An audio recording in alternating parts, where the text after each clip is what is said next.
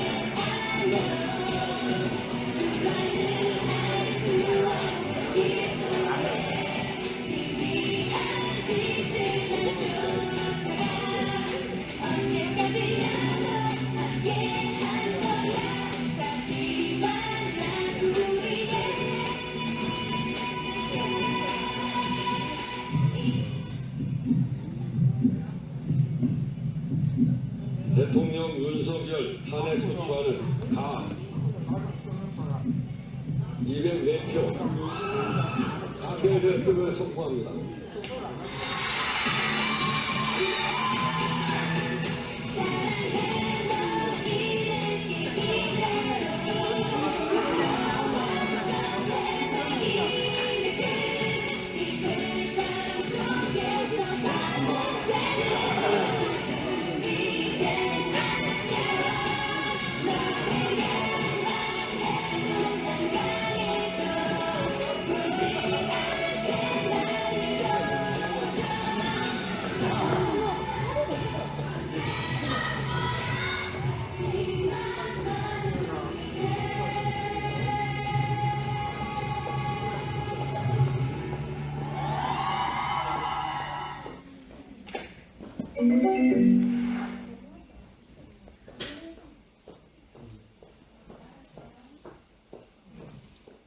예. 광장이 만드는 새 세상 토네를 준비했습니다. 오늘은 그 의사결정을 하는 자리가 아니고 그래서 다부를 묻고 찬반을 묻는 이런 자리가 아닙니다. 그래서 여러분들의 의견, 여러분들의 생각 이런 것들을 부담 없이 말씀해 주시기를 바라고요. 공감하고 같이 토론하고 의견을 모아가는 이런 자리가 되었으면 좋겠습니다. 지금 책상 위에 그 검정색으로 돼 보이는 그게 QR코드인데 다 알고 계시죠? 현재 QR코드를 한번 찍어 주십시오. 가로로 찍어서 QR코드에 들어가시면 담벼락이 있고 여기에는 탄핵 12.3 개헌 그리고 그 이후에 우리의 소감 이런 것들을 적는 란이 뜹니다. 그래서 거기에 적어 주시고 일발제가 끝나고 나면 그것에 대해서 함께 공유하고 같이 이야기 나누는 그런 시간을 가질 거고요.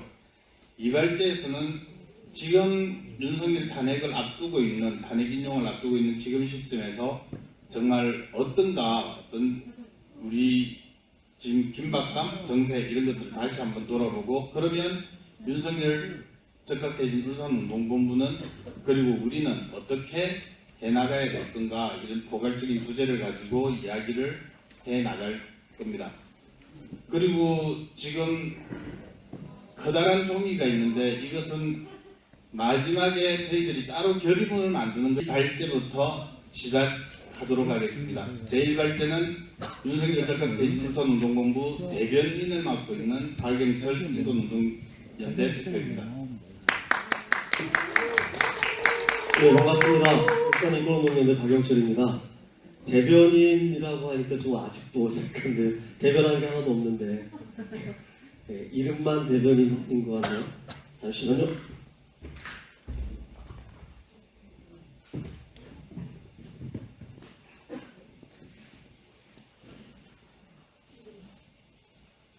안 되는데? 아, 예. 윤석열 퇴진 투쟁의 성과의하는 제목이긴 한데 아직 이 투쟁이 정리된 것이 아니기 때문에 어떤 평가나 이런 것을 개인적으로 내리기는 대단히 좀 어렵다는 생각이 들고요. 우리가 만들어가야 될 성과는 아직도 우리가 어떻게 하는가에 따라서 그 성과는 사뭇 다르게 나타날 수 있다는 생각을 합니다. 그래서 지금까지 진행됐던 올 12월 3일 날 개업 이후 지금까지 진행됐던 것들을 한번 같이 돌아보고 그 기간에 우리는 무엇을 남겼는지 또 무엇을 남기려고 했었는지를 한번 생각해보는 시간으로 짧게 집회할 때는 2분 지나면 땡쳤는데 오늘 시간 좀 더 준다고 하니까요. 부담 없이 조금만 더 길게 얘기를 하도록 하겠습니다. 영상은 12월 14일 탄핵이 있던 날 영상이었습니다. 그냥 지나갈게요. 예. 한번 감동을 그때 감동을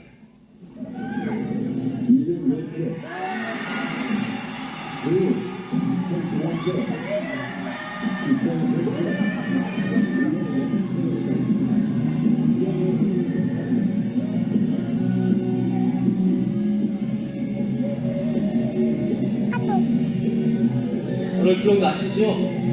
네, 저기 제일 뒤에 앉아있는 이철현 님이 막 지금 신나게 들썩이고 있는데 전날 많은 사람들이 저 현장에서 같이 어떤 사람들은 눈물을 흘리고 어떤 사람들은 환호하고 껴안고 하면서 폭력적으로 이루어졌던 개혁을 우리가 얼마나 많은 힘으로 평화적인 힘으로 제압했는지를 서로 즐겼던 시간들이었습니다. 주요 사건 일지를 좀 같이 한번 상기해 봤으면 해서 일정들 한번 적어봤는데요. 12월 3일 10시 27분경에 비상계엄이 선포됐습니다. 그리고 11시 23분에 계엄사령부의 포고령체 1호가 발령이 됐습니다. 시간대별로 쭉 보시면 그날 얼마나 긴박했던가를 일일이 볼 수 있을 것 같습니다. 새벽 1시 3분경에 국회에 비상계엄 해제 요구안 결의안이 가결되고 새벽 4시 26분경에 비상계엄이 해제되는 발표가 있었습니다. 그리고 그날 12월 4일날 즉각적으로 대통령 탄핵소추안이 발의됐습니다. 그리고 다들 기억하시는 것처럼 그 주말이었던 12월 7일 탄핵소추안에 대한 투표가 있었습니다. 올라가는 버스 안에서 모두가 다시 확인했던 것은 그날 갑작스러운 윤석열의 대국민 담화였습니다. 그 담화에 영향을 받았는지 모르겠지만 어쨌든 그날 12월 7일 탄핵소추안은 불성립했습니다. 그리고 12월 8일 한동훈과 한덕수가 공동 기자회견을 해서 안 되는 주장을 벌인 바가 있습니다. 12월 12일 다시 탄핵소추안이 발의됐고 내란 특검법이 국회를 통과했습니다. 특검법은 거부권 행사가 됐고 12일날 발의됐던 탄핵소추안이 드디어 12월 14일 가결됐습니다. 204명의 찬성으로 불법적인 계엄이었던 사태를 일당면 찍던 그런 순간이었습니다. 그리고 나서 권한대행 국무총리 한덕수 체제가 출범을 했습니다. 12월 19일 국무총리는 바로 제2호권을 거부하는 행사부터 시작을 했습니다. 12월 26일 그런 이유로 국무총리 한덕수에 대한 탄핵소추안이 발의되고 27일 날 한덕수 탄핵소추안이 가결됐습니다. 아마 일정들을 쭉 보시면 다들 기억이 나실 것 같습니다. 얼마나 붕괴했었는지 많은 시민들이 투쟁을 전개하면서 얼마나 많은 목소리를 높였는지 기억나실 겁니다. 그리고 12월 31일 날 또 다른 권한대행인 최상목이 헌법재판관을 선별적으로 임명하는 도발을 했습니다. 국회 선출의 3명 중에 2명만 인정을 하고 40여 재판관에 대해서는 지금까지도 임명을 하지 않고 있는 상황이 연출됐습니다. 급속도로 진행이 돼서 1월 3일 날 체포영장이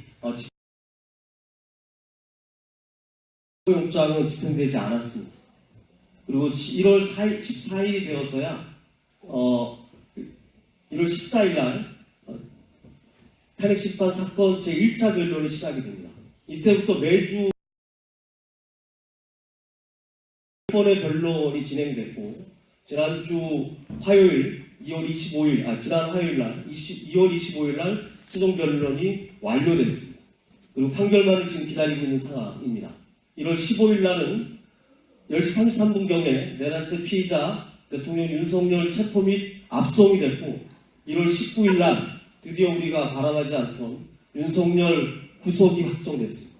그리고 1월 26일 날 대통령 윤석열에 대한 검찰의 구속 기소가 완료됐습니다. 여기까지가 우리가 그토록 투쟁해서 싸웠던 지금 아직 탄핵이 인용되진 않았지만 적어도 우리가 그렇게 목소리 높였던 내란 속의 윤석열을 구속시키고 탄핵의 심판정까지 올려 세운 전 국민적인 투쟁의 과정들을 쭉 짧게 한번 살펴봤습니다. 이 과정에서 울산은 어떠했는가를 간단하게 좀 살펴봤습니다. 주요 기점들 중심으로 몇 가지만 좀 살펴봤는데요. 초기에 12월 3일 날 계엄이 벌어지고 나서 초반의 대응이 정말 중요했습니다. 기세도 문제였고 이 흐트러져 있는 어쨌든 친위 구태타이기 때문에 권력을 쥐고 있는 그 정권을 어떻게 강하게 제압하는가가 상당히 중요한 시점이었습니다. 12월 3일 날 계엄이 있었고 그 밤에 많은 사람들이 숨죽여서 상황을 지켜봤습니다. 해가 뜨자마자 바로 시청에 달려가서 기자회견이 열려서 이어졌습니다. 그리고 11시에 시청 북문인가요? 북문에서 남문에서 긴급한 집회가 있었습니다. 그리고 그날 저녁부터 울산 시민대회가 진행이 됐습니다. 그날 이후 지난 토요일까지 총 22번의 울산 시민대회가 롯데백화점 앞에서 진행됐고요. 더 중요했던 거는 이렇게 집회가 계속 시민대회가 강하게 촉발될 수 있었던 거는 12월 5일과 6일 있는 12월 5일과 6일 민주노총의 총파업이 사실은 이 투쟁 탄핵 정국을 주도하는 가장 큰 역할을 했다라고 평가를 할 수 있다 생각합니다. 민주노총의 총파업을 통해서 광장을 열고 계엄이라는 엄중한 사태에 광장을 열고 유지될 수 있도록 초기 대응을 민주노총이 주도했습니다. 이걸 통해서 그동안 민주노총에 대한 대국민적인 인식도 상당히 많이 변했을 거다라는 생각을 하고 그 이후에 다양한 민주노총의 투쟁 머리띠를 서로 차지하려고 하는 이런 모습까지도 연출되는 효과가 있었던 게 아닌가 생각합니다. 그 다음이 12월 7일, 8일이었다고 생각합니다. 윤석열 즉각퇴진 울산본부에서는 12월 7일 서울 집중을 결정을 하고 최대한 여의도에 집중해서 탄핵을 가결시키기 위한 전 국민적인 항쟁을 벌이자고 결정한 바 있습니다. 올라가는 과정에서 지역에서 결정하지 않았지만 자발적으로 롯데백화점 앞을 지켰던 수십 명의 젊은이들이 학생들이 집회를 벌였습니다. 그리고 그날 탄핵이 부결되고 불성립된 이후에 12월 8일 날 자발적으로 백화점 광장을 1000여 명이 넘는 울산 시민들이 장악을 하고 분노를 표출했습니다. 이때부터 집회 양상은 완전히 변화했습니다. 응원부 세대가 전면에 나서고 울산 지역의 투쟁의 흐름과 분위기도 바뀌었습니다. 덕분에 저도 사회자에서 잘리고 새로운 사회자가 시대에 맞는 사회자로 교체되는 참담한 일이 벌어졌습니다. 12월 7, 8일이 울산의 탄핵 불발되고 나서 대중적 폭발을 가져오는 중요한 변곡점이었다 이렇게 생각을 하고요. 이때부터 응원봉을 들고 나오는 수많은 젊은 사람들, 20, 30대 여성, 청년들이 광장의 중요한 주인공으로 자리했다고 생각합니다. 그리고 14일, 일주일이 지난 14일 날 주최 측 추산으로는 10,000명이고 객관적으로 보면 한 7,000명 정도 되는 제가 기억하기로는 울산에서 노동 집회 빼고 울산 시민들이 참여하는 최대 규모의 인파가 모였다고 생각을 합니다. 모두가 모여서 탄핵을 성사시키는 역사적인 현장을 함께 지켰다고 생각을 합니다. 그리고 또 다르게 울산 윤석열 퇴진 투쟁의 큰 흐름은 12월 11일부터라고 생각을 하는데요.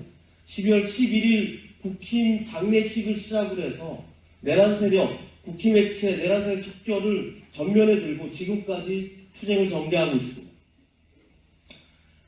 탄핵 불발 이후에 내란 보고 국힘 장례식이 12월 11일 날 있었고 그때 근조화환 보내기 운동부터 시작해서 매주 금요일을 국힘 해산의 날로 지정을 하고 집중선 전전을 지금까지 유지하고 있습니다. 도발하고 있었던 홍유준 의원에 대한 고발을 저희가 12월 30일 날 진행을 하고 1월 달에는 김기현, 박성민 고발운동을 시민운동으로 만들어서 968명의 시민들이 참여해서 집단 고발을 진행을 했습니다. 그리고 지금까지 내란 세력이라고 지목하고 극우에 기대해서 정치 생명을 이어가려고 하는 국힘을 해체하는 것이 이 탄핵 투쟁의 마지막이다라고 하는 부분을 강조하면서 투쟁을 전개하고 있습니다.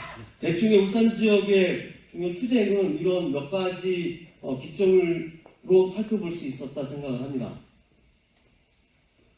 성과라고 해서 몇 가지를 적어봤는데요. 이건 제 생각뿐만 아니고 몇몇 분하고 같이 얘기를 하면서 고민을 해봤는데 이 성과는 가장 중요한 성과는 어쨌든 윤석열과 이를 옹호하는 친위 구테타 세력을 평화적인 힘으로 시민의 힘으로 제압했다라고 하는 것 그리고 탄핵을 지금까지 끌고 왔던 힘 이것이 가장 큰 성과라고 생각을 합니다.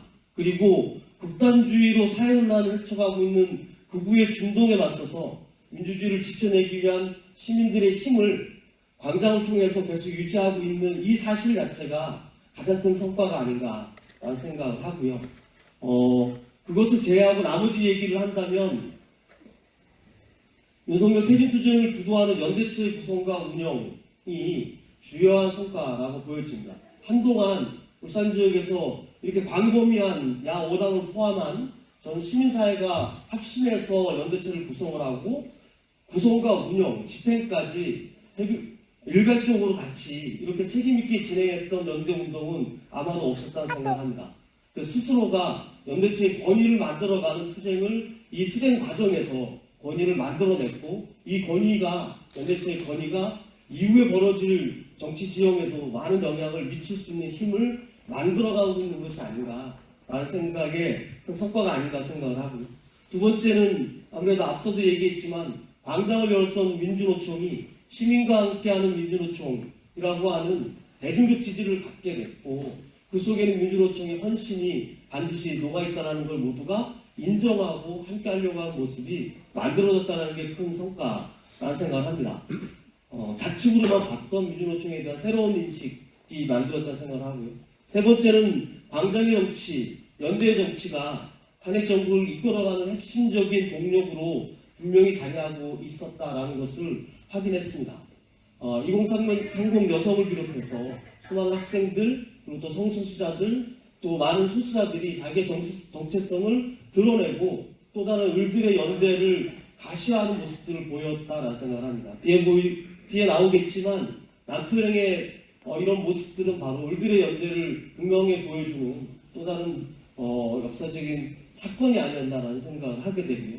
중요한 거는 이것이 중요한 게 아니고 앞으로 어떤 성과를 만들어낼 것인가 광장에서 외쳤던 민주주의를 어떻게 완성할 건가가 지금 우리에게 남은 지점이 아닐까라는 생각을 합니다. 이제 많지 않은 시간들인데 광장에서 나왔던 수많은 사람들의 민주주의에 대한 열정을 어떻게 성과로 남겨놓을 건가 이어갈 건가가 지금 우리한테 남은 과제이고 우리가 이번 투쟁에서 반드시 성취해야 될 성과 지점이지 않을까라는 생각을 해봅니다. 윤석열 즉각퇴진 울산본부를 보시면 상임대표 아까 인사도 드렸지만 매주 집행관리는 매주 화요일날 회의를 해서 방향을 결정하고 집회를 준비하는 회의를 끈질기게 이어져 오고 있습니다. 그리고 울산 지역의 야오당을 포함한 51개 단체가 그리고 참가하고 있는 노무현재단까지 포함해서 52개의 기관 단체들이 윤석열 즉각퇴진 울산본부의 이름으로 광장을 지키고 연대를 하고 있는 이런 모습을 볼 수 있습니다. 좀 전에도 말씀드렸던 것처럼 그동안 우리는 제가 생각해 보니까 8년을 주기로 해서 촛불을 들었던 것 같습니다. 2008년에 광우병 촛불을 들었었죠. 그리고 8년이 지나서 2016년에 박근혜 퇴진 촛불을 들었어요. 그리고 8년이 지나서 또 지금 우리는 안타깝지만 윤석열 퇴진을 위한 촛불보다 약간 진한 응원봉을 들고 정계를 하고 있습니다. 끊임없이 저항의 현장에서 바로 2030 여성이라든가 사회적 소수자들이 발언하지 않았던 적이 없습니다. 그들은 그대로 항상 그런 저항의 역사에 함께하고 있었습니다.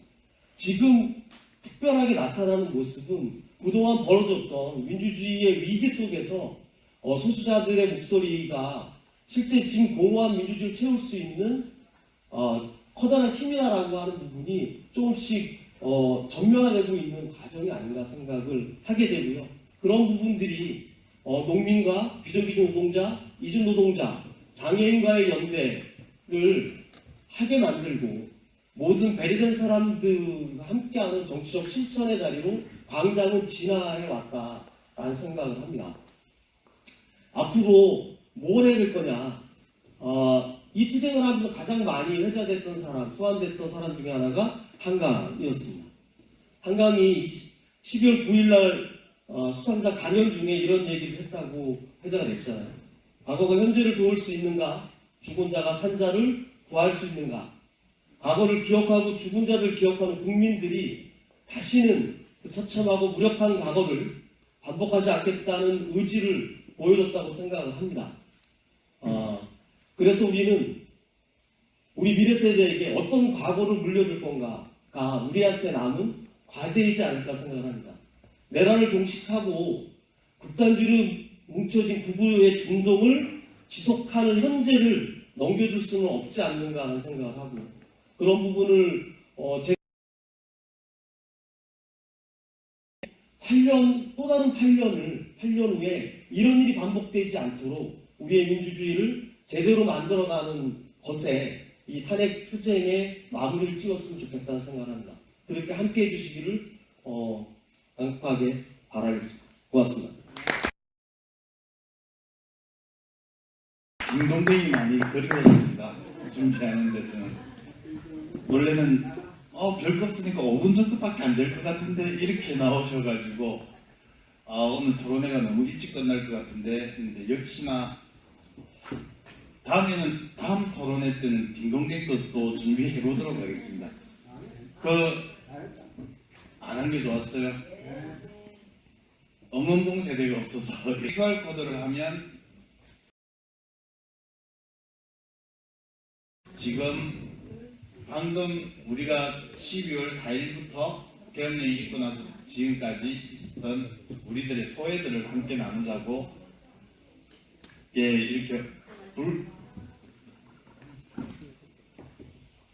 붉은 노는 아주 의지적으로 적으셨고요. 일신군자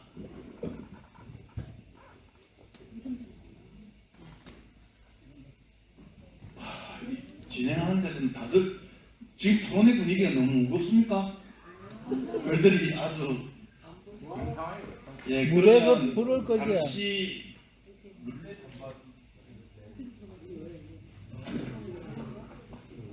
소감을 같이 나누려고 하는데요.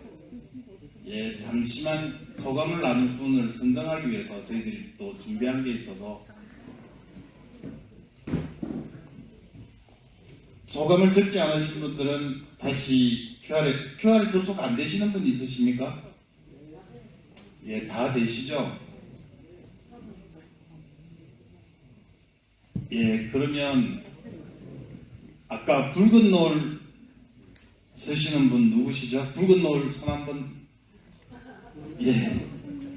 정말 그동안 우리 공연이나 이런 거 보이지 않게, 그리고 돌발 김교학 이사장님이신데 간단하게 소감 한 말씀 부탁드릴게요. 네, 울산면에선 김교학입니다.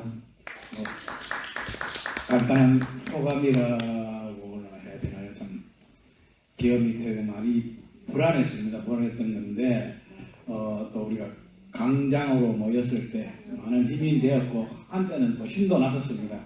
그러나 1월 이후쯤이죠. 그때부터 저희들 솔직히 강장에 모이는 동력들이 떨어져 가고 이럴 때는 참 많은 걱정이 되었습니다. 아까 제가 간단히 썼던 게 지금 솔직히 저는 개헌이 아직 끝나지 않은 거라고 생각합니다. 우리가 탄핵이 인용되고 새로운 대통령이 뽑히더라도 우리는 박근혜 탄핵 후에 전체를 되풀이 밟지 않는 사회 대개혁 운동이라든지 이런 문제들을 간과히 하지 않고 꾸준히 광장을 지켜나가고 또 새로운 민주주의를 만들어가야 된다고 생각합니다. 우리는 그때 탄핵도 많은 촛불들이 세계에서 극찬하는 그런 한국 민주주의를 극찬을 받았지만 우리의 민주주의 삶은 결코 나아지지 않았다는 점들을 다시 한번 되새겨보고 올해는 그런 전철을 다시 밟지 않는 각오가 되었으면 하는 바람입니다. 이상입니다.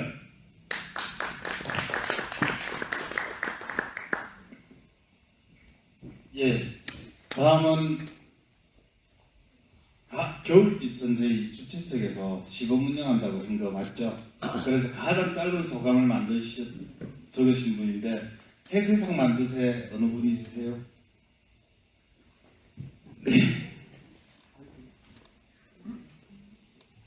소금 말하라고 하는 거죠. 소감은 제가 뭐 그렇고요. 이런 세상을 만드는 것은 저는 항상 이야기하면 제 책임이다 이런 이야기하고 지금 제7고강으로 가야 되는데 687 체제가 성자 독식이지 않습니까? 그리고 뭐 대한민국은 아시다시피 유럽 온갖 권위주의들이 다 지금 남아있어요. 우리 몸속에도. 그래서 새로운 것을 만든다는 게 너무 두렵고 항상 이야기하지만 저는 뭐 시대 정치를 통일과 불평등 해소와 지속 가능한 삶 이렇게 하는데 한국 통일되어 있는 것도 없고 평화도 만들어지지 않았고 그 불평등 얼마나 심합니까 지금. 환경 마찬가지고. 그래서 새 세상 만드세라는 뜻은 이번 기회를 통해서 대한민국을 당연히 평화롭고 모든 것이 뛰어난 정말 우리가 살아면 얼마나 더 살겠습니까? 그런 세상을 후손들에게 물려주자. 그 뜻이었습니다. 감사합니다. 예, 저는 조금 짧은 글이면 좀 더 젊은 사람이 나올 줄 알았는데 잘 못 찍은 것 같습니다. 그럼 이건 맞을 것 같은데 빛이 겨울을 녹였습니다. 누구세요?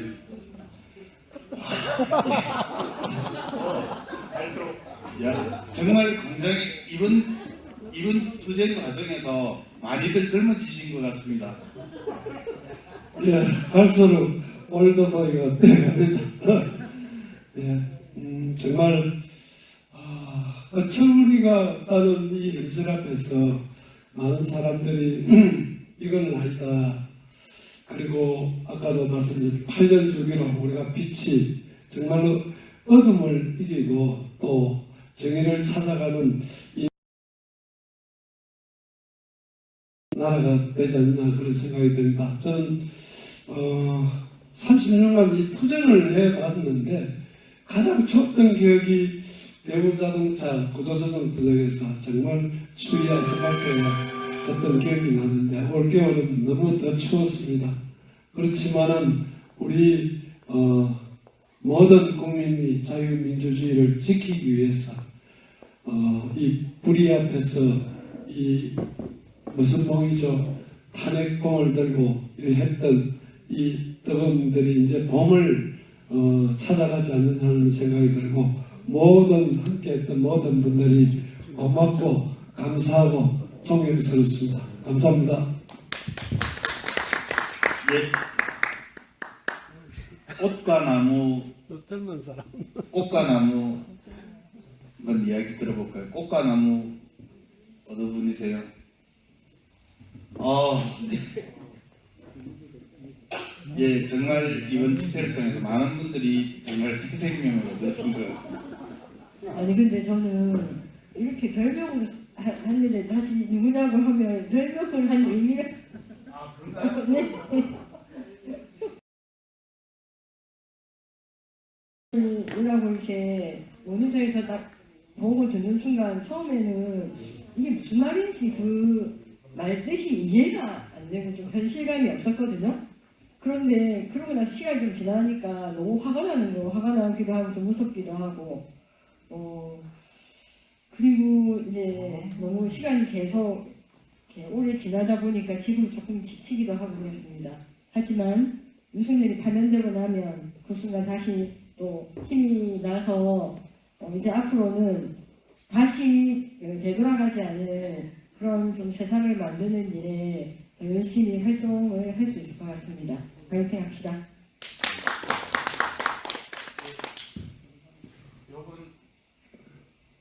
이까지로 하겠습니다.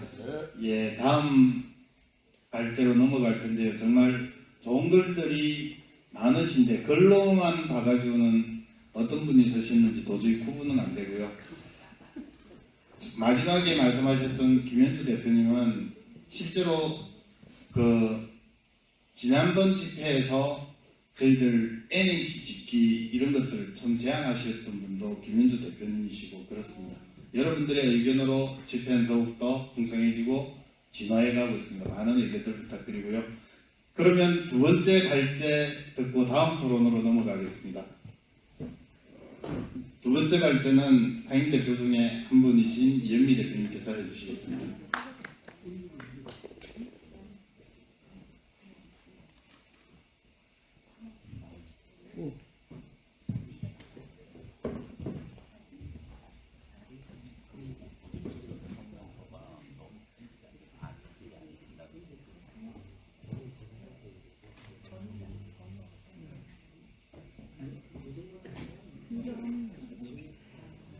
네, 반갑습니다.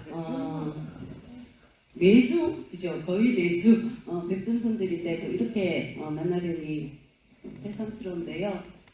뭐 가벼운 이야기 하고 들어가면 많은 분들이 이 내란 때문에 여러 가지 병을 앓고 계신데 저도 사실은 심각한 병을 하나 얻었습니다. 혹시 내란성 욕실금이라고 들어보셨어요? 제가 보기는 어떠실지 모르는데 저 정말 욕을 못하고 욕을 싫어하거든요. 때로는 정말 욕을 퍼부어주고 싶은 상대가 있는데 제가 하는 욕이 몇 개 안 돼가지고 어디 가서 욕 전수를 좀 받을까 하는 고민을 할 정도인데 요새는 그렇잖아요. TV를 안 볼 수 없고 보긴 보는데 저도 모르게 계속 하여튼 제가 하는 몇 가지 안 되는 욕이지만 계속 욕을 하고 있으니까 저랑 같이 이제 사는 사람이 심각한 병에 걸렸다. 내란성 욕실금이다. 이렇게 이야기를 하더라고요. 그런 분들 많으시죠? 네. 이 병을 빨리 취하고 원래의 우아한 인간으로 돌아가기 위해서도 빨리 이 사태를 종식시켰으면 좋겠다라는 생각을 하면서 당면 정세와 뭐 향후 과제 이렇게 하니까 되게 좀 무거운 것 같은데 사실은 다들 알고 계시는 내용을 같이 정리하고 지금 우리가 어디에 서 있고 어디로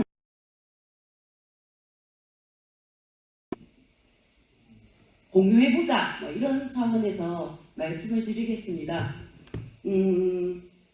25일 날 그 윤석열의 그 최후 제 욕실금의 하이라이트 지점이기도 했습니다. 오늘 발제를 위해서도 듣긴 들어야 될 것 같은데 그래서 하여튼 보다가 화장실 갔다가 손 씻었다가 막 하면서 결국 다 봤는데요. 85일 딱 걸렸습니다. 12월 3일 정말 그 생각할수록 황당한 배움 사태 실제는 내란으로부터 윤석열을 탄핵시키고 구속 체포시키고 탄핵 변론이 14까지 진행되고 어쨌든 최종 변론까지 마치는데 딱 85일이 걸렸습니다. 그 과정에서 실제로는 여러 가지 우여곡절이 있었지만 결국 저들의 쿠데타는 실패했잖아요. 1차적으로 실패했고 윤석열은 감옥에 있고 이제 하늘이 뒤집어질 정도의 상황이 아니면 윤석열이 탄핵 이용된다라고 다들 믿으시죠? 그래서 우리가 수차례 당장에서 확인하고 주장해 왔듯이 우리가 이겼고 반드시 이길 것이라고 믿는데 불안합니다. 저만 그런가요? 불안하시죠? 안 불안하시고? 네. 그 불안의 정체가 무엇인가에 대해서 다들 아시겠지만 아까 뭐 김현수 약사님도 있고 많은 분들이 얘기를 하셨지만 실제로 요새 지난주인가 서울 집회에서는 만약의 게임이라는 걸 했다고 그래요. 뭐 구체적으로 만약의 게임을 했다고만 봤지 그게 어떻게 진행되는지는 저도 잘 모르는데 집행부 측에서 좀 알아서 울산에서도 한번 해봤으면 좋겠는데 만약에 옛날에 뭐 당연하지 이런 거하고 비슷한 게임인 것 같습니다. 그래서 이 내란의 실체가 그죠 드러나면 드러날수록 그 전모가 드러나면 드러날수록 정말 살벌하고 끔찍하고 만약에 저게 한 가지라도 성공했다면 그것을 막기 위한 우리의 노력이 투쟁이 한 가지라도 좌절됐다면 어떤 상황이 벌어졌을까를 되짚어보고 상상할수록 끔찍한 이런 상황들 때문에 정말 저들은 다들 아시는 것처럼 작년 3월부터 사실은 내란을 구체적으로 준비해왔고 그 내란의 명분을 쌓기 위해서 북에 대한 여러 가지 북풍 공작을 일으키기 위한 여러 가지 시도를 했다라는 이 전모가 드러나면 드러날수록 그것이 성공했을 경우에 지금 우리는 어디에 어떻게 있을까? 살벌하고 끔찍하고 정말 못할 짓이 없는 종자들이다 이런 생각을 하면서 정말 이제 끔찍한 거죠. 그래서 저들이 무슨 짓을 할지 모르기 때문에 언제나 우리가 상상하는 그 이상을 하는 자들이기 때문에 불안한 것 같습니다. 그리고 더 나아가서 윤석열의 체포 구속 과정에서부터 보여졌던 그 구국 보수들의 집결과 진동 이것이 너무나 또 상상 이상의 정말 무슨 짓을 할지 모르는 상황들이기 때문에 사실은 지금도 어떤 국면에서 되치기 당할지 모른다는 그런 불안이 있는 것 같습니다. 물론 뭐 다들 아시는 거지만 저는 그 하이라이트가 서부지법 들어가서 난동을 부렸던 이런 거는 좋습니다. 트럼프 당선 이후에 흉내 낸 거다 이렇게 하지만 감히 지금 이 시기에 대한청년단 그죠? 그 다음에 백골단 이런 것들을 등장시켜서 국회에서 기자회견까지 하는 이런 작태들을 상상할 수 있다는 것 자체가 너무나 끔찍합니다. 그리고 우리가 계속 하고 있는 이 국힘의원들의 내란 선동, 내란 옹호 이것이 개인의 발언들에 그치는 것이 아니라 지금 전국적으로 번지고 있는 이 탄핵 반대 집회에 참여해서 내란들을 더 확산시키고 있는 이런 상황을 보면서 정말 이것을 하루빨리 끝내지 않으면 또다시 어떤 상황이 벌어질지 모르겠다는 불안함이 우리를 엄습하고 있는 것 같습니다. 그래서 이들 내란 세력을 파면 결정이 일어나도 사실은 이들은 헌재에 가서 서부지법에서 그랬던 것처럼 테러를 할 것이라는 예측을 하는 분들이 많은데 여기에 대해서 동의하십니까? 거기까지는 안 갈까요? 항상 우리가 설마 했던 모든 것을 했던 자들이기 때문에 이 위험성도 저는 간과할 수는 없다고 생각합니다. 또는 직접 헌재에 들어가지 못한다 하더라도 그에 상응하는 진동들을 계속 일으킬 것이고 대선 시기까지 끊임없이 헌재 결정에 굴복하면서 자신들의 재집권을 위한 그 어떤 책동도 다 할 수 있다라는 것이 분명히 있고요. 대선에 지고 나면 더더욱이나 지금 멀쩡한 선거도 부정선거라고 주장을 하고 있는데 부정선거 시기까지 아마 이들을 잠재우지 않으면 지금 우리가 보고 있는 이 모든 상황들이 끊임없이 되풀이 될 수 있는 상황이라는 것이 우리를 불안하게 하고 있는 것 같습니다. 자, 아까도 말씀드렸던 것처럼 우리가 모두 다 알고 있는 윤석열의 내란의 본질, 배경, 근거 이런 것들에 대해서 한번 짚어보면서 지나갔으면 좋겠는데요. 최후 변론을 보면서 저는 윤석열이 윤석열했다 이렇게 생각을 하는데 다들 보셨습니까? 77쪽 A4 용지 77쪽 분량의 67시간의 변론. 네. 기대도 안 했지만 대국민 사과나 헌재의 판결에 승복하겠다 이런 내용이 없었던 거는 우리가 다 예측을 했는데 결국 자신이 이 내란을 일으킬 수밖에 없었던 상황을 무한 반복하는 그런 이제 최후 변론이었습니다. 그런데 잘 보면 이 윤석열의 최후 변론 내용을 하나하나 짚어보면 자신의 의도와는 다르게 이 내란 사태의 본질이 무엇인지를 드러내주고 있다. 윤석열 입으로 하나하나 짚어줬다라고 생각을 합니다. 그래서 윤석열 최후 변론에서 이거 제가 한 건 아니고요. 혹시 이 자료가 있나 해서 찾아봤더니 나오더라고요.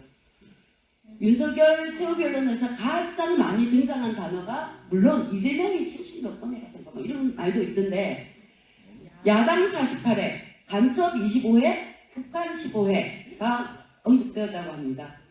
다들 아시는 것처럼 무엇보다도 야당이 29건 줄탄핵을 하고 예산도 다 깎고 어쩌고 저쩌고 하면서 끊임없이 모든 것을 야당이 자신의 국정을 뒤흔들려 했기 때문에 이거는 국정의 위기다 해가지고 이 계엄의 원인을 야당으로 몬 것, 국가 위기의 주범으로 자신의 반대하는 야당을 비롯한 자신을 반대하는 세력들을 몰았다는 거고요.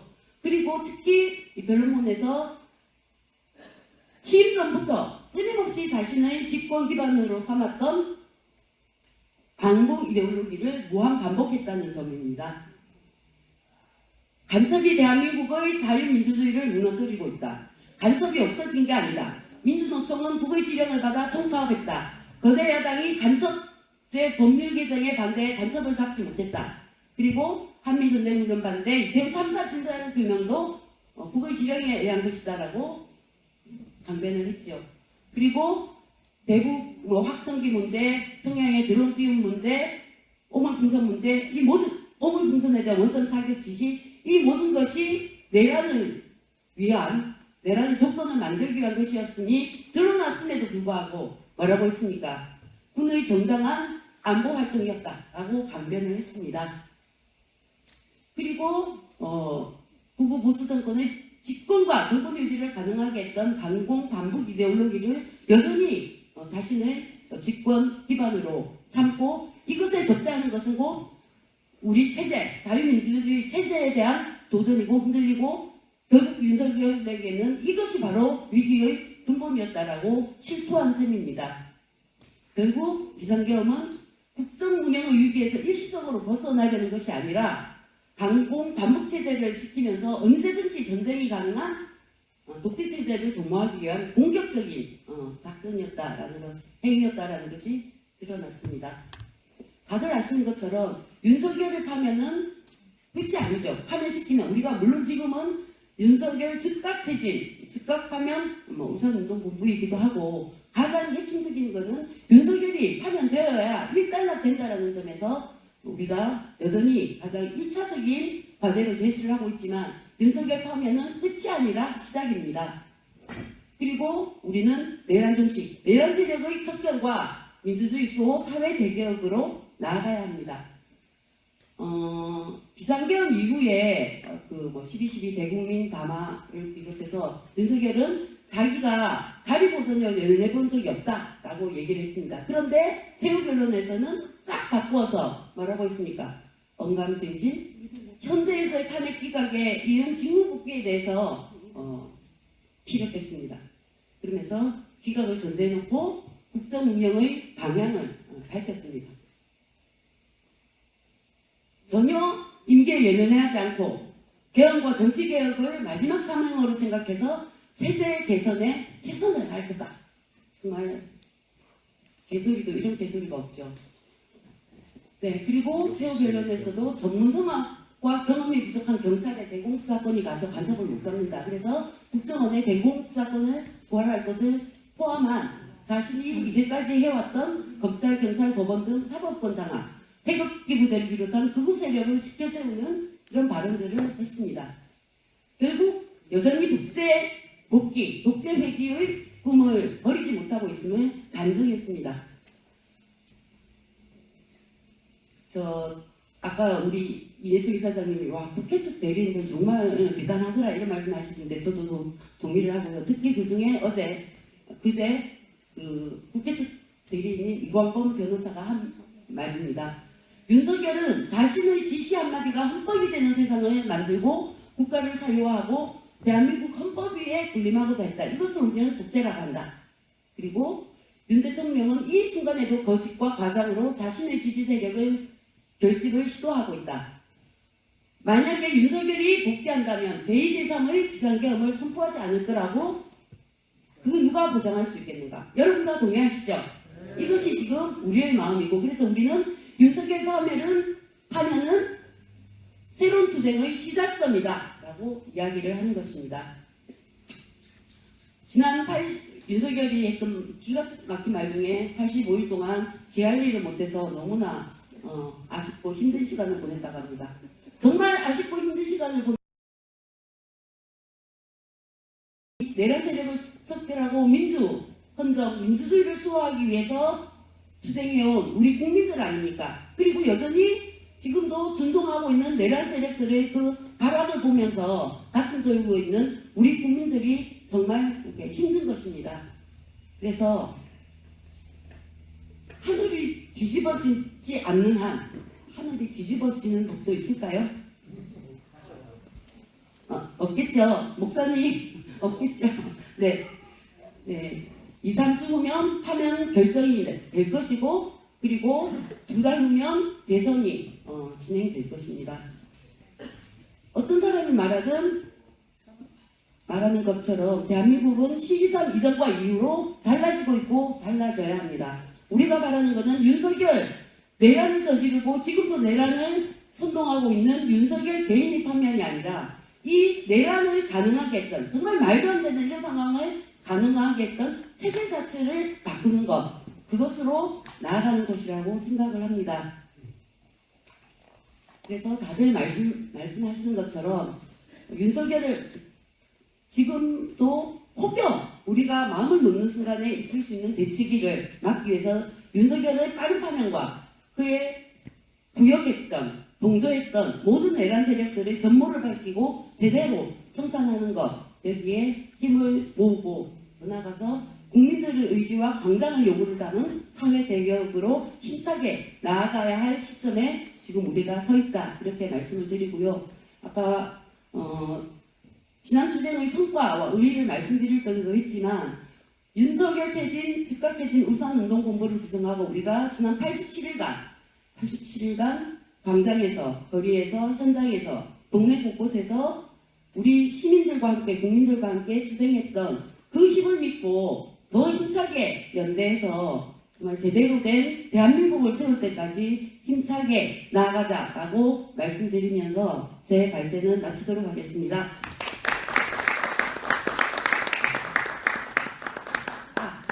그래서 오늘 여기서 저희가 어떤 사회자가 말씀하신 것처럼 결론을 내리자는 자리가 아니기 때문에 지금의 상황과 과제에 대해서 동의를 한다는 전제하에 우리 토론 주제를 제출을 드립니다. 우리가 지금 같이 지혜를 모으고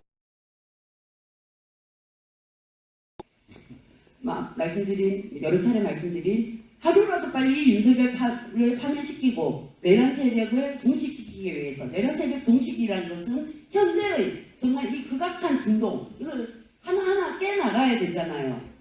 이것을 위해서 우리가 과연 무엇을 해야 할까? 내용도 좋고 방법도 좋다고 생각합니다. 거기에 대해서 토론해 주시면 좋겠습니다. 두 번째로는 당면 투쟁에서도 그렇고 앞으로의 과정에서도 무엇보다 중요한 것은 광장의 힘, 광장의 요구가 수렴되고 실현되는 것이 기본이라고 다들 생각하시죠? 그런 만큼 앞으로 광장 투쟁은 어떻게 해야 될까? 저희가 사실은 이제 탄핵 인용 시에 조금 이따 소개를 드릴지 모르겠는데 탄핵이 인용되면 그날 저녁에 바로 승리 축하 1차 승리 축하 집회를 하자. 그리고 토요 집회를 어찌할지는 그 이후에 바로 이제 또 토론을 하자. 뭐 이렇게 지금 되어 있는데 여기서 1차 의견을 모아주시면 좋겠습니다. 광장을 계속 지키긴 지켜야 되겠는데 광장을 지킨다는 것이 집회만을 매주 토요일 집회만을 의미하는 건 아닐 거라고 생각합니다. 그러면 광장은 앞으로 어떻게 변화하고 진화해 나가서 정말 제대로 된 시민들을 국민들을 어떤 요구의 수렴의 장이 될 수 있을까에 대해서 토론을 해주시면 좋겠습니다. 그리고 향후 지금은 윤석열 즉각퇴진 우산운동 본부인데요. 즉각퇴진 임명되고 나면 즉각퇴진은 이게 스스로 이렇게 내려놔야 될 거 아닌가 이런 생각을 하면서 향후 내란 정치과 사회 대계획을 위해서 우리가 함께 는 어땠으면 좋겠는지에 대한 의견들도 자유롭게 주시면 좋겠습니다. 이상입니다. 예. 저희들이 이제 실제로 오늘 주로 토론하기 위해서는 생각해 보시면 그동안 저희들이 얼마나 위대한 투쟁을 해왔는가, 그리고 지금 우리 당면한 상황은 결코 안심하고 있을 수만은 없지 않은가, 이런 속에서 우리의 진로를 여러분들과 함께 토론하고자 합니다. 그래서 암컷 처리하는 게 아니기 때문에 1번, 1좌로 찬반을 묻고 이런 형태는 아닙니다. 종합해서 의견들을 나누시면 좋을 것 같습니다. 그래서 먼저 편하게 말씀을 하시는데, 특별하게 이번 순서는 앞서 저희들이 윤석열 퇴진운동본부의 성과 중에 가장 큰 것 중에 하나가 아주 광범하고 강력한 연대체를 만들었다고 하는, 저희들은 아주 소중하게 생각을 합니다. 그래서 먼저 이번 시간에는 야5당에서 대표님들이 와 계신 만큼 어떻게 생각하시는지를 먼저 묻겠습니다. 그런데 그동안 늘 하던 것처럼 가나다 순으로 하지 말자고 그래서 고민하다가 룰렛을 만들었습니다. 그럼 한번 돌려주십시오. 오, 괜찮네. AI가 짠 거 아닙니까? 예, 진보당부터 먼저 말씀해 주시겠습니다.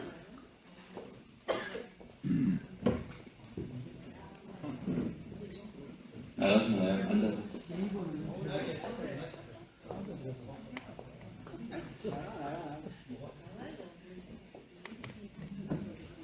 예, 정나는 약간 앞에 눈치를 보면서 신중하게 이야기해야 되는데 처음 나오게 돼가지고 좀 당황스럽습니다. 한 번으로 끝날지 한번 2차 기회가 있을지 잘 모르겠습니다만 뭐 그냥 편하게 말씀드리겠습니다. 사실 이제 울산에서 오랫동안 진보 민중단체 또는 이제 민주단체까지 포함한 전체 넓은 연대틀을 구성해 보려고 뭐 여러 사람들이 몇 년간 노력을 하고 이랬지만은 여러 가지 이유로 쉽지 않았습니다. 윤석열 퇴진 투쟁을 하자고 할 때도 지금 단계에서 퇴진을 내기는 게 너무 좀 뭐 우리 시민단체 회원 중에는 국민의힘 당원도 있고 그런 게 쉽지 않다 이런 의견도 있었고, 또 여기 뭐 이장우 위원장님 계시지만 사실은 저희하고 노동당하고 정의당하고 또 이런저런 국절도 있고 원한 관계도 좀 쌓여온 바가 있고 지난 총선도 좀 시끄럽기도 했고 뭐 이런 게 사실 있던 것이 사실이어가지고 우리 사회를 보는 시선도 조금씩 다르고 여러 가지 어려움이 있어서 참 힘을 하나로 모아 나가는 것이 각자가 어떤 판단을 하는지도 각각 다 방법 내용이 있지만 쉽지 않구나 이런 생각을 했었는데, 아무튼 이게 다 윤석열 때문인지 도움인지는 알 수 없지만 일거에 한꺼번에 51개 단체가 모여서 함께 연대를 하고 투쟁을 해와서 참 어떤 상황의 변화 또는 어떤 시대적 요구, 과제 이런 것을 놓고 우리가 하나로 뭉쳐서 나갈 수 있구나 이렇게 생각을 하면서 되게 좋은 과정이었다 이렇게 생각 들고, 아까 이제 말씀드릴 기회는 없었지만은 힘들지만 좋았다 이렇게 썼는데, 예전에 우리가 이명박 정부 때는 5년간 MD아웃을 외쳤는데도 결국은 이제 5년간 이명박이 임기를 다 채우는 것을 봤고, 이번에는 윤석열 퇴진 투쟁을 하기는 했지만은 이게 언제 끝날지, 언제 국민들이 광장으로 폭발적으로 나올지, 노동자들이 총파업을 하게 될지 사실 장담할 수 없는 상황에 힘겹게 싸움을 하고 있었는데 어떤 지난 연말 상황에서 광장이 열리고 노동자들이 파업을 하고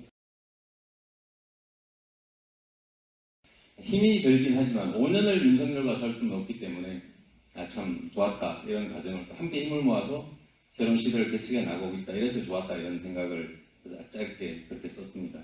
딩동댕 했나요?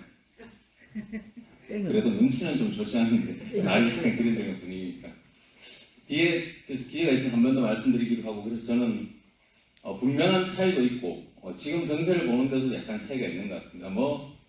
여러 가지 걱정되긴 하지만 하면 되고 탄핵 끝나고 나면 대선으로 가서 대선에서 국민의힘 다 빠뜨리면 더 이상 큰일이 있겠냐 원하는 갈 수 있을 것 같아. 너무 오버하지 말고 각자 생각하는 거 열심히 하자 이렇게 생각하시는 분도 계시고 저는 조금 심각하게 보는 편입니다만 정말로 간단하지 않기 때문에 거구준동이 전 세계적 현상이고 신자유주의 결과로 전 지구적으로 지금 심각한 상황이기 때문에 이것을 단순하게 보면 안 된다고 저도 생각하고 그리고 1차 세계 역사를 잘 모르지만 1차 세계대전이나 2차 세계대전 앞에도 그 직전에 이 정세를 두고 진보 정당 간에도 의견이 다르고 민중운동 진영의 의견이 달랐는데 결과적으로 설마 하다가 1차 세계대전이 왔고 2차 세계대전이 왔고 할쇼가 와서 수천만 명이 죽어나가는 역사적인 경험 이런 게 있는데 지금은 어떤 것보다도 그런 것을 가볍게 보지 않고 차이를 넘어서 거구의 준동을 막고 민주주의를 튼튼하게 하는 것에 모두가 힘을 모아 나가야 될 때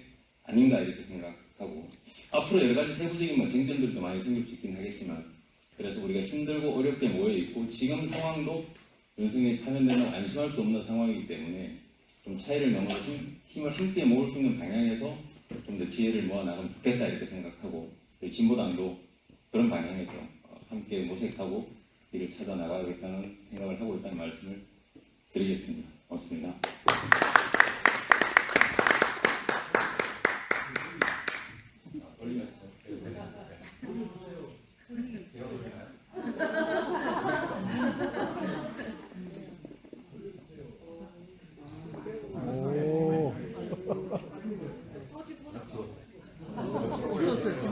또 나올 수도 있나요?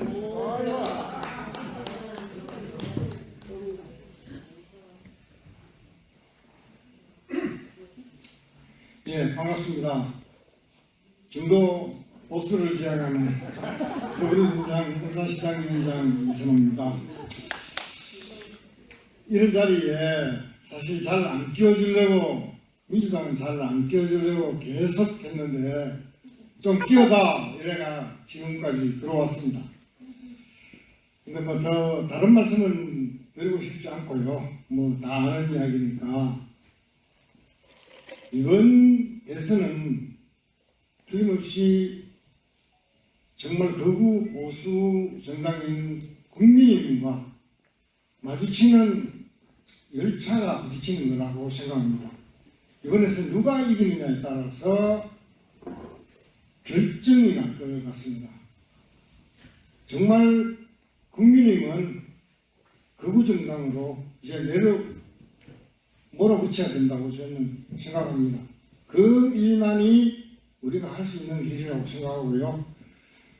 그래서 얼마 전에 그 이재명 당대표가 중도 보수라고 이야기했던 게 저는 이렇게 생각합니다. 정말 제대로 된 중도 보수 진영의 정당들이 있어야 지금 국민의힘은 정말 극우로 몰아붙여야 됩니다. 아니면 쪼그라들게 만들든가 이 두 가지인데요. 그래서 그렇다고 해서 지금 더불어민주당이 진보의 정책을 다 버리느냐? 아닙니다. 더 굳건하게 가져갈 겁니다.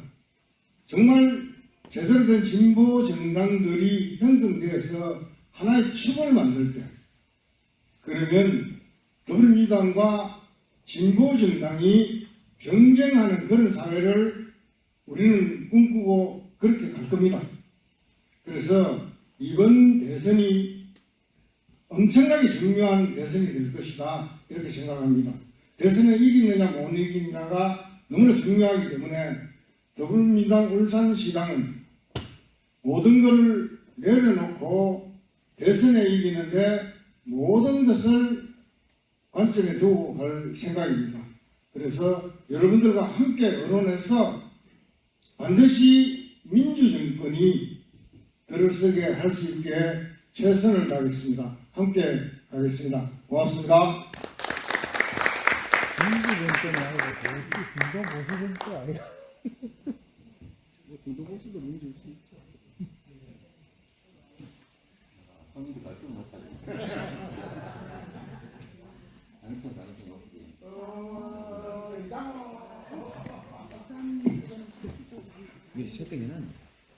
네, 반갑습니다. 노동당 이장훈입니다.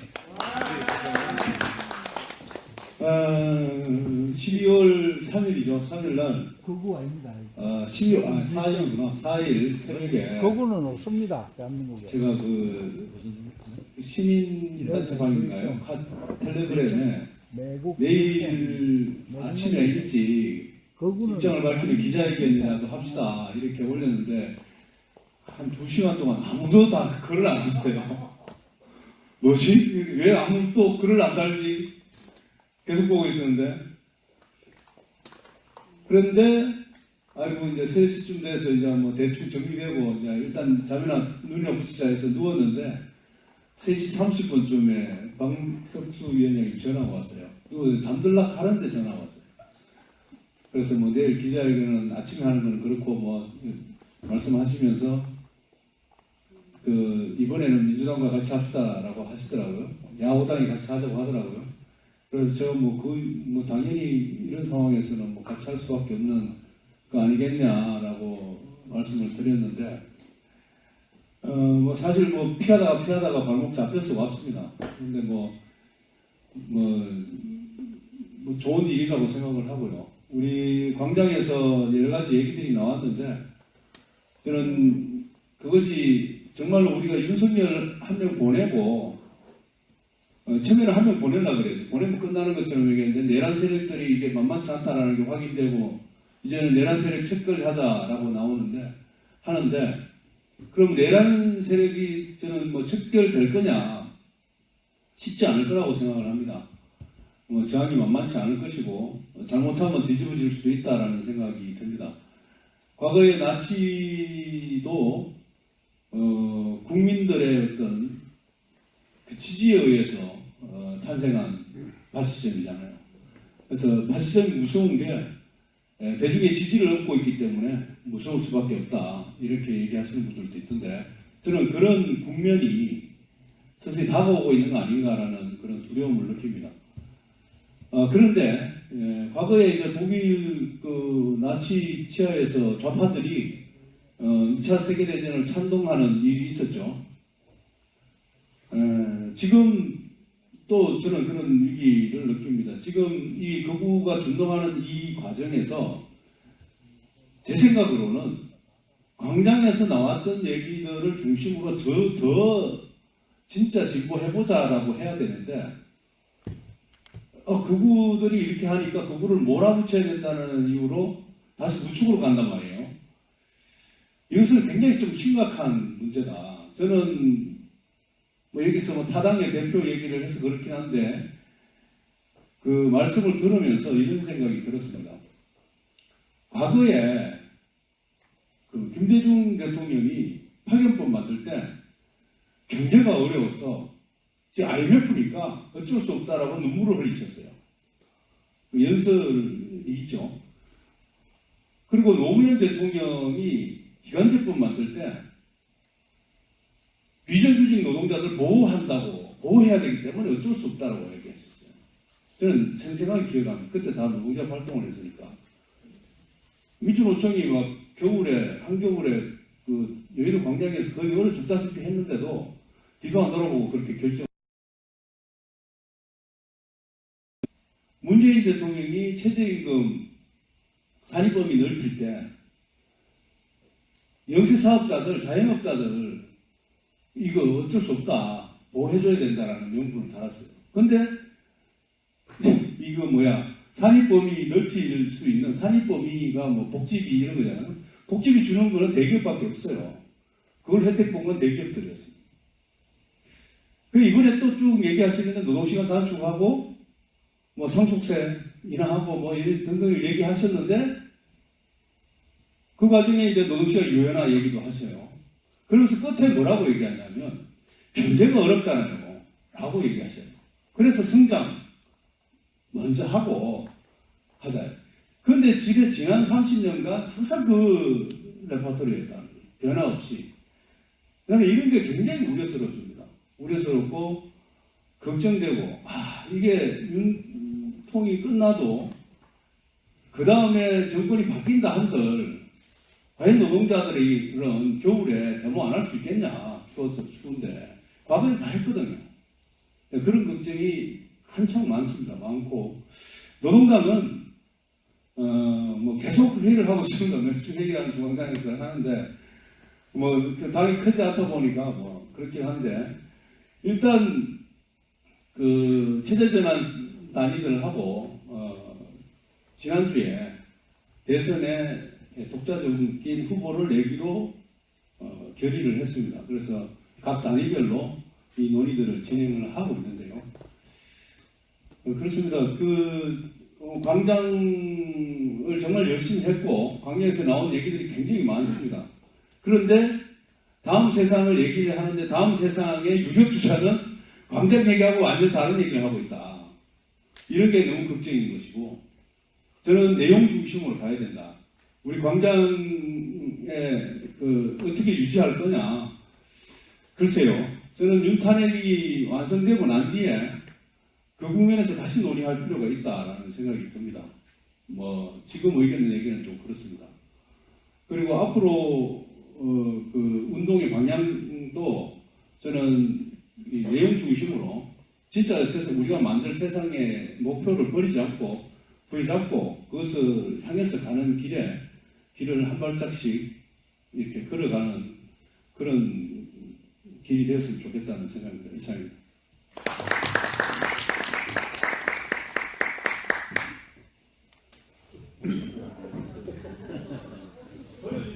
뭐 돌릴 거 없는데 뭐 2개 남았는데 2개 남았는데 뭘 돌리나?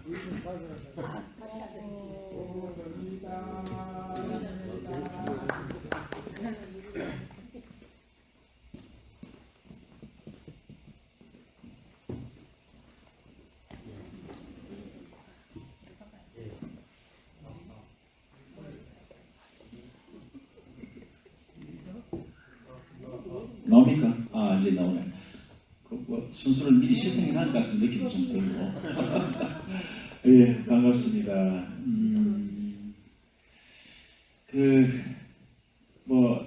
많이 고생들 하셨습니다. 고생 많이 했고요. 오늘 이런 자리가 사실은 우리가 탄핵 이후 광장 정치를 수렴해서 앞으로 어떤 정치의 새로운 세상을 만들어갈 것인가의 고민에 참 좋은 내용이라고 생각을 합니다.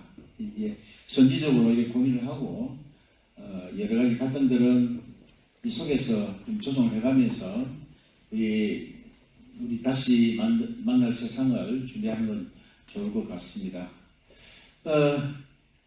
그 윤석열이가 다 계엄을 선포했지만은 윤석열 쿠데타는 저는 소름이 끼칩니다. 왜 소름이 끼치냐면 쿠데타 성공했다. 저는 이렇게 보고 있습니다. 왜 성공했느냐?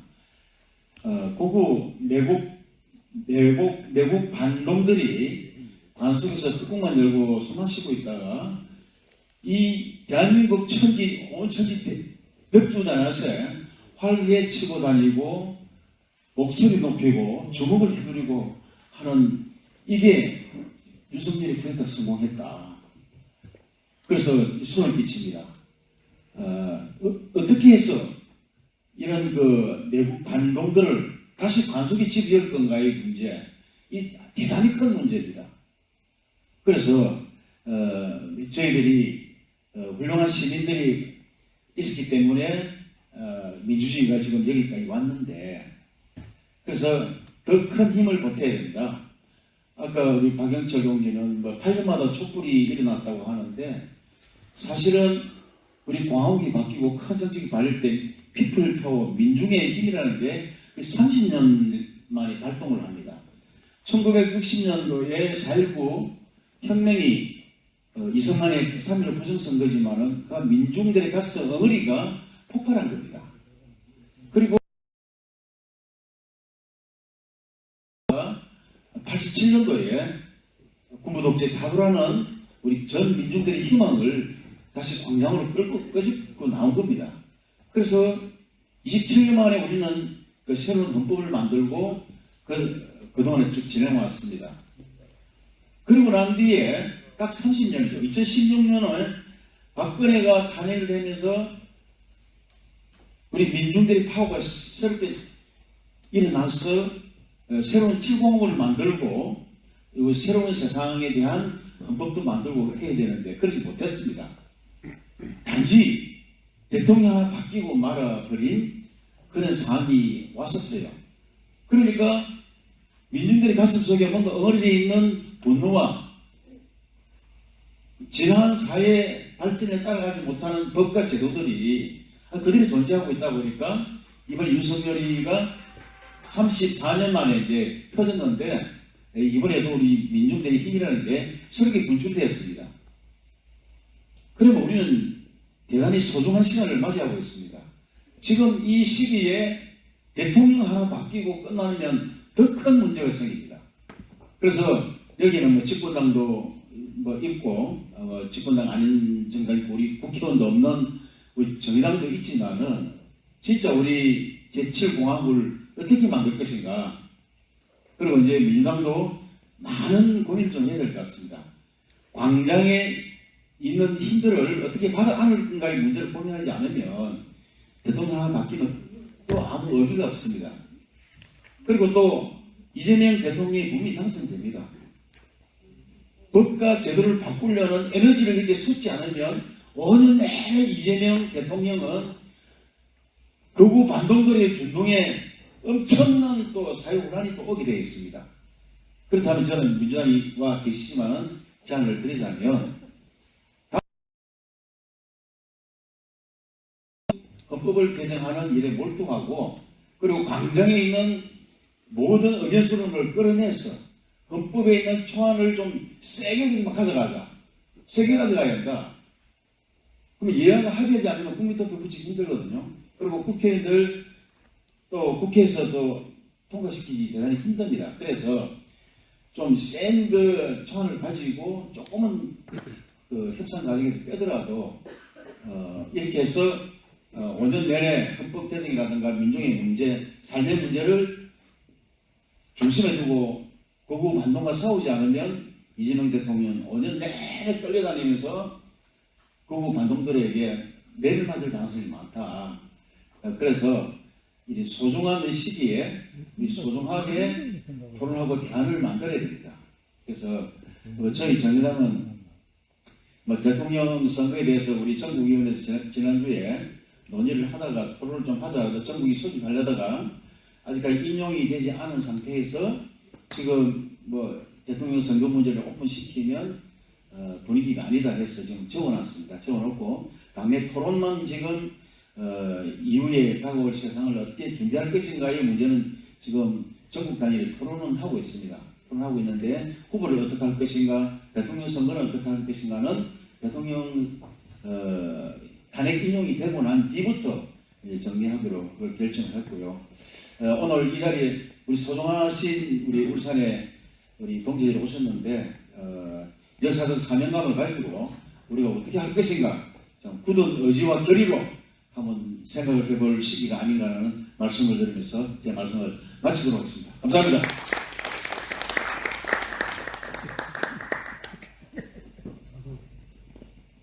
잘 들리네요.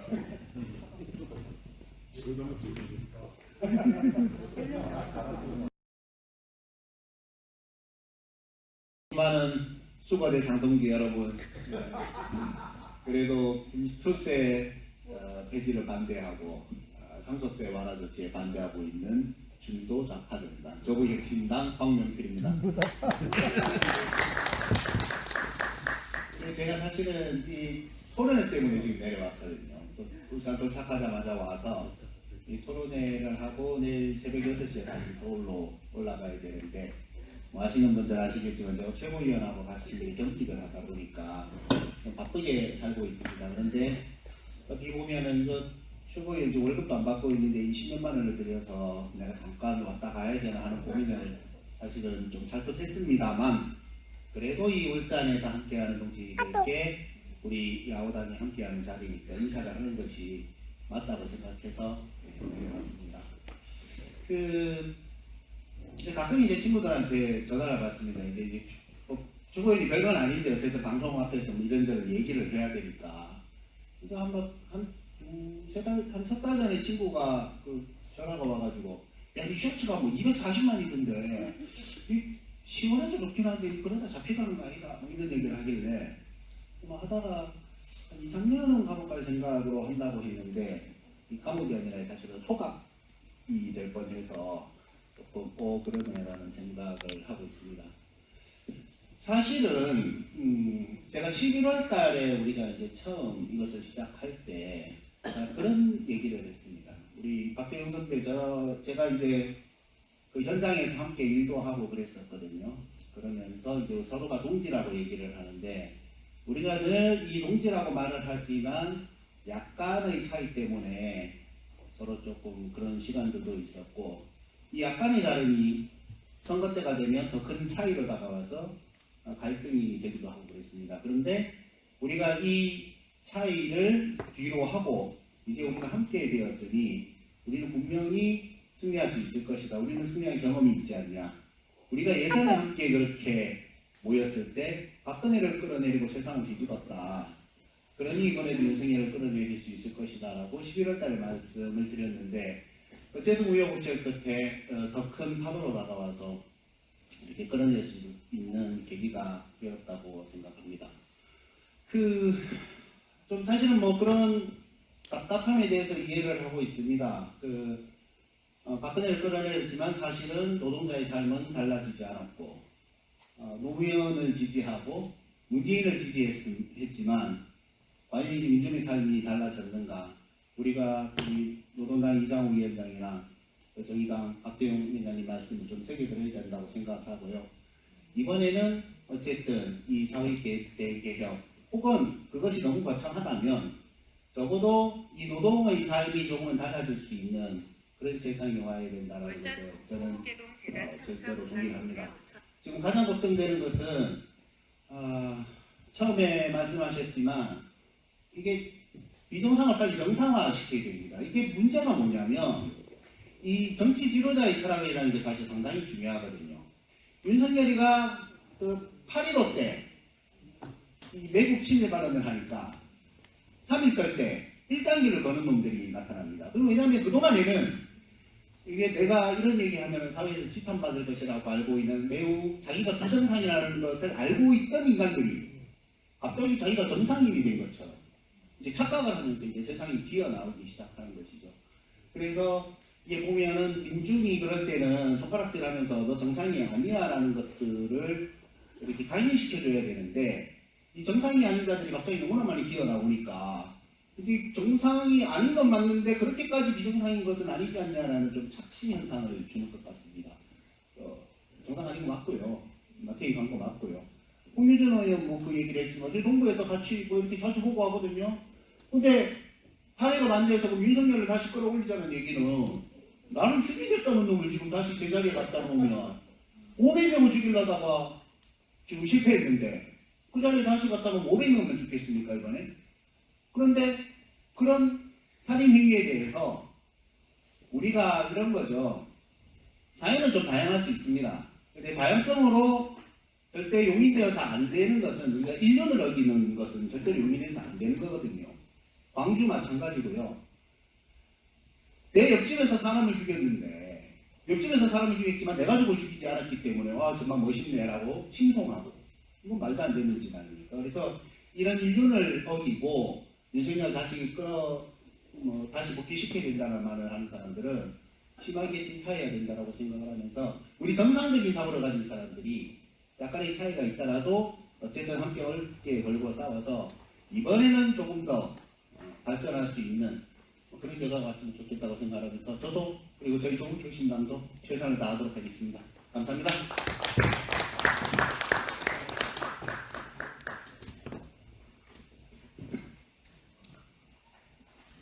저희들이 집회 때는 한 정당씩만 올립니다. 다 올리면 시간이 너무 많이 걸리기 때문에 한 정당씩 올릴 때 이제 저희들의 시간일 것 같습니다. 어떤 사람들은 윤석열이 탄핵되고 나면 그때부터는 정치권들의 시간이다라고 이야기하는 사람들도 있습니다. 바로 대통령 선거로 들어가기 때문에 그때부터는 어쩌면 정당의 시간, 정치권의 시간이 아니냐라고 말하는 사람도 있고, 하지만 어떤 사람들은, 많은 사람들은 어쩌면 그때부터가 광장의 시간이 아니냐라고 이야기하시는 분들도 있습니다. 여기에 대해서 아까 토론 주제 나왔던 것처럼 우리는 광장을 이끌어왔던 우리는 어떻게 나갈 것인가, 여러분들의 이야기를 듣도록 하겠습니다. 혹시 말씀하실 분 있으시면 손 들어주시면. 네.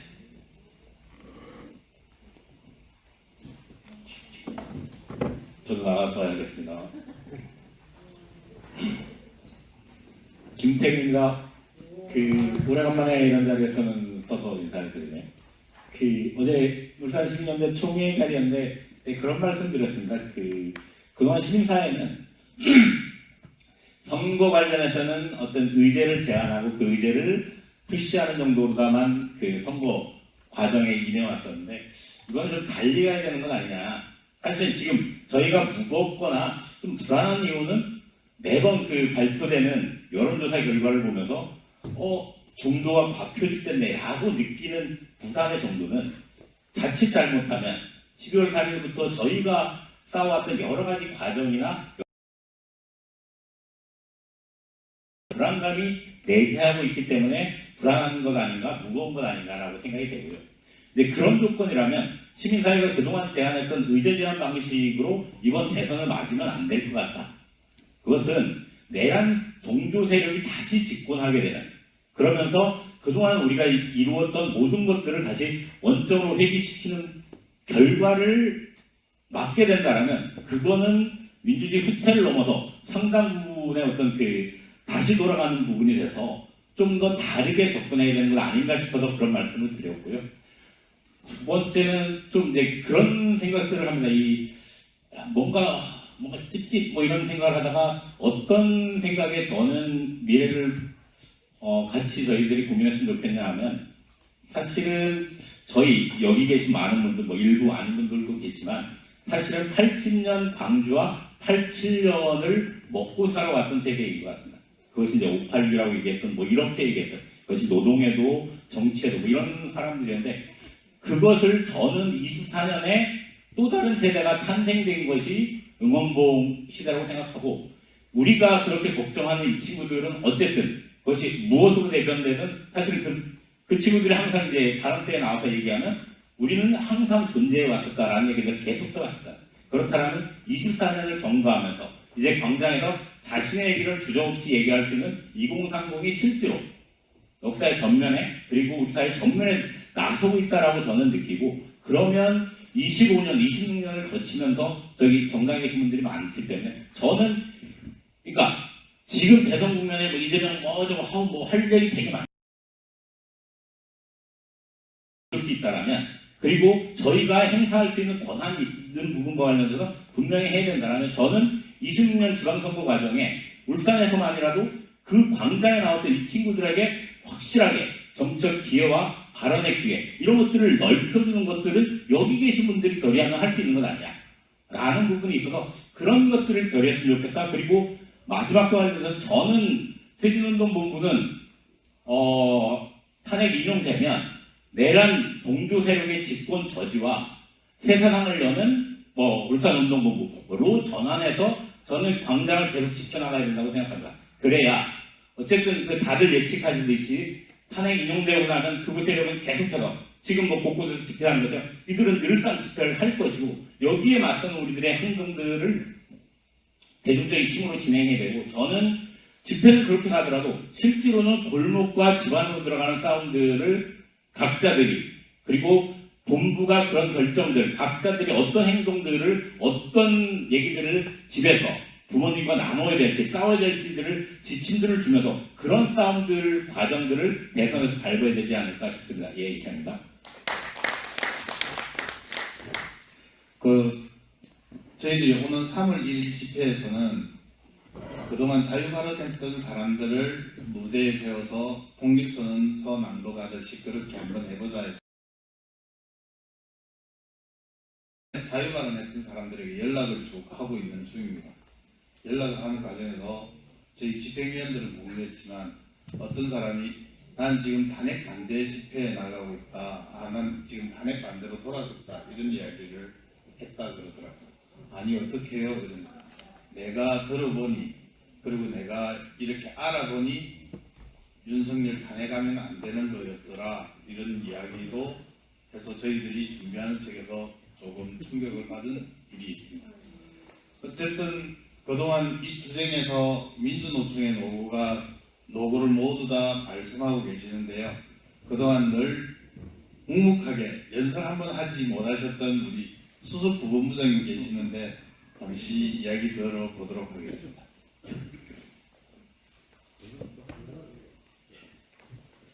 예, 반갑습니다. 수석 부부장 조창민입니다. 여기 계신 분들 쭉 보니까 저도 그런 생각이 들더라고요.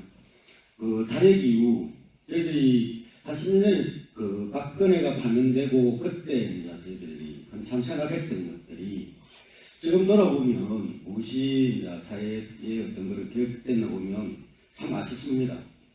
그러면 그 저희들이 지금 가지고 있는 우리는 딱 그겁니다. 그러면 윤석열이를 파면시키고 저는 파면되는 것에 대한 부분은 이견이 없다고 봅니다.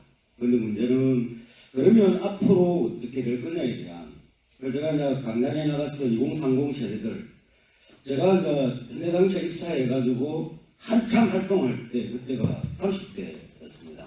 그들이나 지금 제가 그때 할 때나 지금 2030 세대들이 와서 하는 거나 별반 차이 없고 그들이 생각이 굉장히 계획적인 것들을 확인할 수 있거든요. 그럼 저희들이 여기 계십니까? 제 스스로가 좀 개혁을 해야겠다는 생각들을 가지고 있습니다.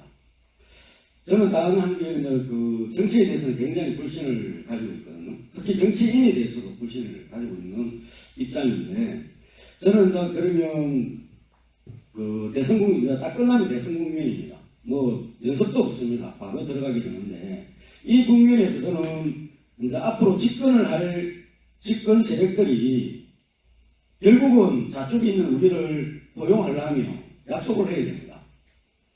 반드시 대한민국 사회에서 정말 문제가 되고 있는 그 불평등 문제, 특히 비정규직 문제에 대한 부분에 있어서는 확실한 답을 내야 됩니다.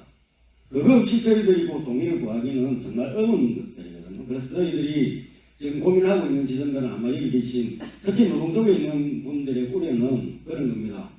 좋다. 윤석열이가 이제 파면되고 새로운 어떤 그런 대통령이 돼서 새로운 시대에 대한 희망을 이야기할 때 그냥 이전처럼 어떤 그런 것들 답습한다 그러면 저희들은 이제 저도 이제 내년이면 정년이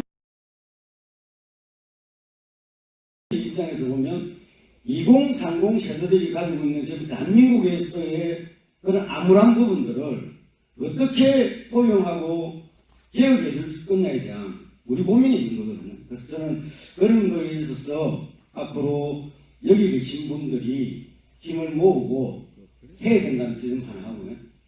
저는 정파로 보면 가장 좌측에 있는 쪽의 입장에 있는 사람 중에 한 사람입니다.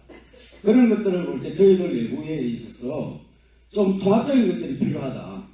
너무 적대시하는 부분들이 실질적으로 지금은 우리가 이야기하는 극우를 보는 것보다도 우리 내부의 어떤 의견이 이렇게 됐을 때 갈등들이 너무 심화되고 있다. 그래서 저는 이런 것들에 있어서 좀 통합적인 부분들을 어떻게 극복할 건지 이런 것들에 대해서 고민이 좀 많고 그 사회 대개혁 전제 안에서 이런 것들을 극복하고 정말 노동자가 물론 여러 가지 시민단체나 이런 쪽도 있지만 노동자가 중심이 되는 큰 정당을 만들어서 정말 대한민국이 한 축에서 노동자가 중심 세력으로서 역할을 할 수 있는 그런 날이 제 간 뚜껑이 닦이기 전에 한 것 같으면 하는 기대를 가지고 있습니다. 감사합니다.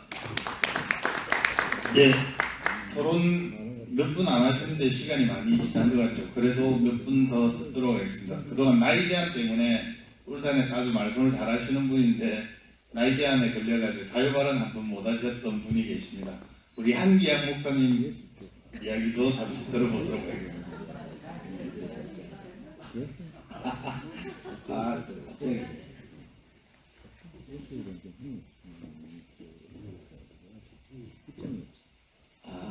잘 함께 다 공유하고 있듯이 윤석열 파면이 끝이 아니고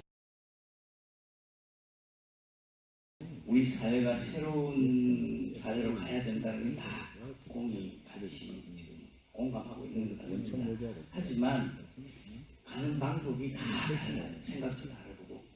그래서 대선 국면에서 엄청난 파열음이 일어날 수 있다. 예측이 되고 상당히 우려되는 바도 많습니다. 거기에다가 극우 내란 세력들은 그야말로 지난번하고 다른 것이 나름 조직이 되어 있어서 동원이 되고 있고 거기다가 더 우려스러운 것은 이게 그냥 주의 주장으로 끝나면 괜찮은데 이상한 맹신하는 광신도들하고 접촉이 되는 바람에 말이 안 통하는 아주 위험한 상황이 되고 있습니다. 또 그리고 얘기를 하다 보니까 제가 또 개신교 목사다 보니까 이상한 놈들이 목사를 사칭하고 있어서 그리고 또 많은 사람들이 그게 또 휩쓸려가고 있는 울산의 상황이 좀 더 심각한 것 같아요. 이런 점에서 정말 분별력 있게 잘 바라보는 저와 여러분들이 중심을 바로 잡아야 되는데 하는 그런 걱정을 지금 하고 있는 중입니다. 중요한 것은 우리 사회가 한 번도 신상필벌이라는 이 원칙들이 어겨졌어요. 한 번도 무뎌지는 바람에 정말 잘한 사람에 대해서는 우리가 확실하게 상을 주고 잘못한 놈은 분명하게 벌을 줘야 되는 신상필벌이 지금 무너져 있단 말이죠. 이런 부분을 올바르게 세우는 것이 중요하고요. 또 중요한 것은 다른 생각을 존중하는 거 다 좋아요. 그런데 아까 누가 말씀하셨죠? 폐륜적이고 인륜을 저버리는 일, 해서는 안 되는 일을 저지른 인간이기를 포기한 사람들에 대해서까지 관용을 베풀거나 뭐 포용한다거나 그런 말씀은 안 될 것 같아요. 제가 목사인데요. 용서를 말해야 되고 화합을 얘기해야 돼요. 그 웃기는 소리예요. 아닌 놈은 아니거든요. 그거 분명히 해야 됩니다. 예수께서도 독사의 자식들하고 분명하게 욕할로 만든 욕을 사정없이 끌어부었어요. 그게 진짜입니다. 우리 사회가 언제 정의가 제대로 세워졌습니까? 이런 대목에서 우리 야오당들이 정말 어른스럽게 이거는 함께 욕을 해야 되고 함께 내내야 되겠다라는 것에 대해서 분명히 합의하시고 그리고 딱 계산을 내봐요. 이번에 우리가 여기까지 가면 내한테 한 10이 오겠다, 20이 오겠다 계산 나오잖아요. 그러면 그 계산 가지고 더 욕심 부리지 말고 같이 발을 맞추시면 참 좋겠다. 사실 우리 대중들은 지도자들이 그만하랍니다. 땡 대신 마이크를 꺼버리네. 정치 지도자들이 정말 이렇게 잘 해주기를 바라고요. 그 사람들 결정을 우리가 그냥 따라가잖아요. 대부분. 때문에 지금 지도적인 위치에 계시는 우리 울산만 하더라도 야오당의 수장들께서 정말 신사적이고도 아주 어른스러운 그런 자세를 갖춰주시면 정말 고맙겠다. 그리고 그것이 잘 안 되면 그래요. 나이 먹은 그래도 나이 먹은 사람들 도서관 하나 준대잖아요. 와서 자문을 하시면 그래 뭐 말릴 수 있는 힘은 없지만 그래도 조언은 할 수 있겠다 이런 생각이 듭니다. 다행스러운 것은 이 자리가 그대로 끝나지 말고 계속 뭐 헌정수고 시민운동본부라고 하든지 내란 세력 척걸 사회대개혁 시민 이런 이름은 지으면 돼요. 그런 쪽으로 이렇게 함께 할 수 있는 이름을 지어가지고 계속해서 새로운 국면에 대응해 나갈 수 있었으면 참 좋겠다. 생각나는 좀 말씀드렸습니다.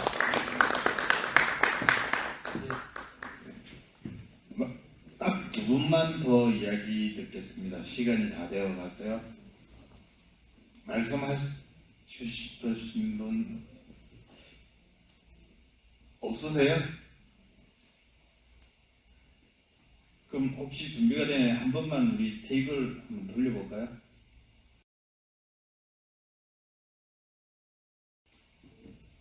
상임 대표님들 의견 안 들어오시나요? 예. 그러면 말씀하시지 않았던 우리 상임 대표님 두 분 짧게 말씀하시는 것으로 부족하지만 오늘 토론을 마무리하는 것으로 했으면 좋겠습니다.